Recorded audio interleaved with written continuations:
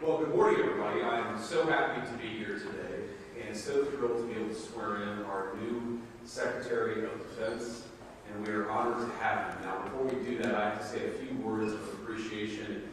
First, of course, to the President of the United States for nominating a person who is respected and adored by the warfighters. This is the Secretary of Defense who will stand up for the men and women that we send overseas to fight our nation's wars. I think a lot of them feel that they haven't had somebody who's had their back. That will change because the President of the United States nominated this guy, and we're grateful to President Trump for doing so.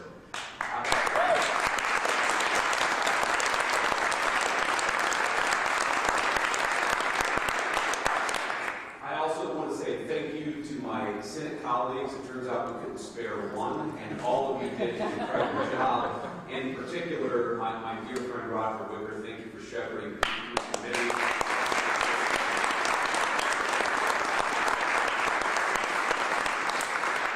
And in addition to all of the members of the Senate Armed Services Committee, who I know gave Pete the vetting and the hearing that he deserved, and I'm glad that we all ultimately decided that the President's nominee for Secretary of Defense ought to be our actual Secretary of Defense, and we're here today.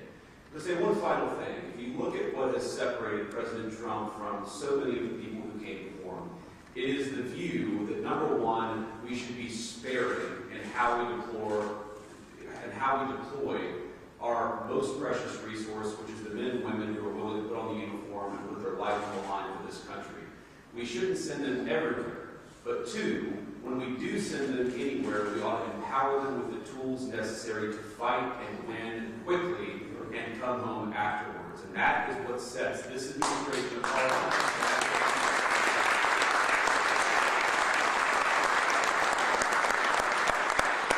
Now, finally, I of course have to thank the nominee himself. Pete, thank you for being willing to put yourself out there. I think you've shown yourself a man of deep character and resolve over the last few months.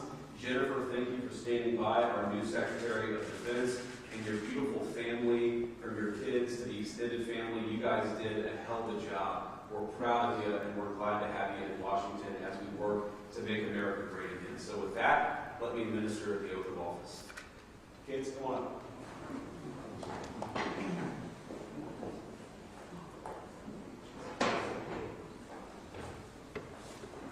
All right, put your hand on the Bible, raise your right hand, and repeat after me.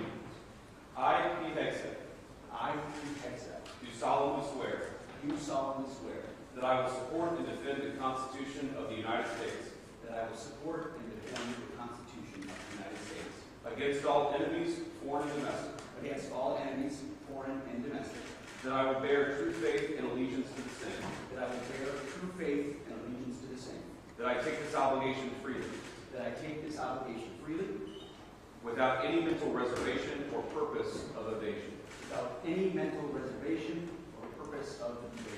and that I will well and faithfully discharge the duties of the office on which I am about to enter. So help you God. So help me God. Congratulations.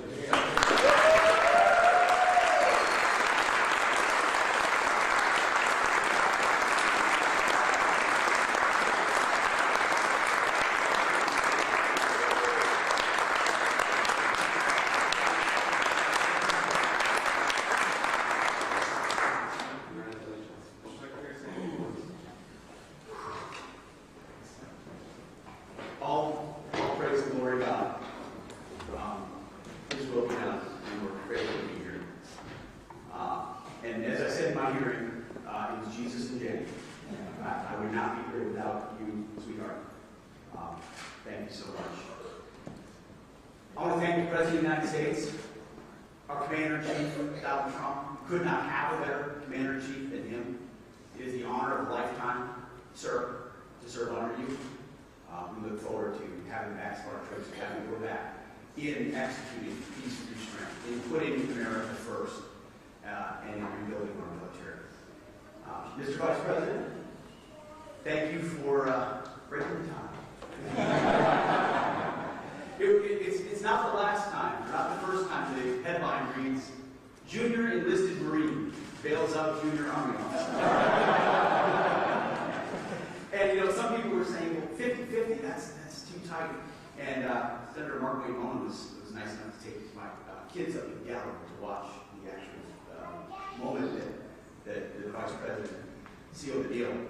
And they came running and they said, Dad, instead of being sad about 50-50, 51-50, they said, Dad, you won in overtime. That's the perspective I like. So thank you throughout this process, Mr. Vice President, for being incredible. I also want to thank the chairman of the Senate Armed Services Committee. So many members of the Senate Armed Services Committee, we became fast friends in this process. The advice, the consent, the wisdom, the guidance. I look forward to working with all of you and other senators to ensure the Defense Department has what it needs, that our nation has what it needs, and that we're prepared to defend it in all moments. To my staff, amazing staff who have been with us this entire process, I see so many of you through thick and thin. We used to look at betting odds every once in a while. No, never do that. Never do that. But we divided. And there were so many folks on the inside and then allies on the outside who stood by us every single moment.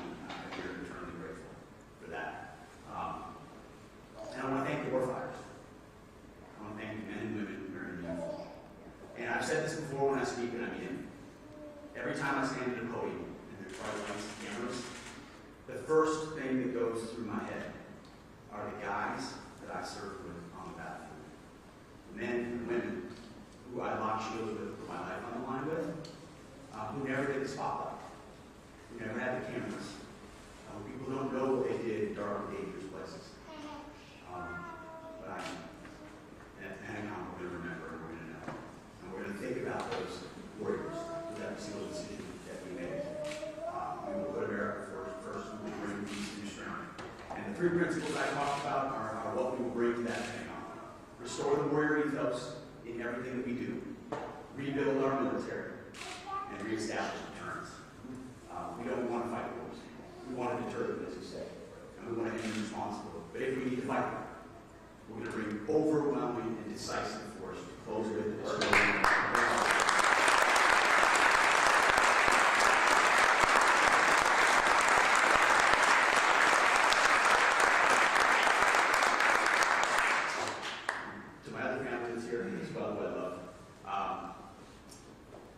It's the honor of a lifetime. I'd be remiss if I didn't know one person in this room who doesn't expect to be recognized, but Captain Rougeau is here. He was my company commander on my first deployment in Guantanamo Bay. He was there on June 3rd, 2003, when I first swore in as a second lieutenant at Princeton University. He swore me in, and I wanted to make sure he was here today with me.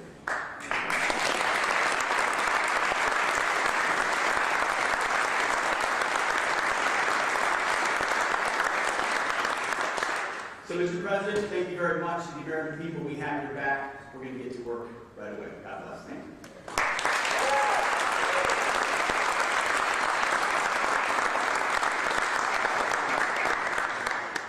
All right, I guess that's it. Any questions? Secretary Hegseth, why should women in the armed service trust you? Guys, let me answer that for the new secretary. All the people in our armed services should trust him because he looks out for them and he's going to fight for them. He's going to make sure that we have the kind of military that we can all be proud of, that we can all be proud of, and then again, when we send it to do a job, we do it well, we do it quickly, and then we get the hell out. And that's what Secretary Hegseth is going to bring to the Department of Defense. Anything else? Are you worried about any other nominees coming really close to the line as we saw with Hegseth last time? You know, as I learned with the Buckeyes just a week ago, when you win the championship, you don't give a damn what the score was. If we won the championship on this one, we've got a great Secretary of Defense. We're proud of him. He's going to do a great job. great job. Thank you all. Take care.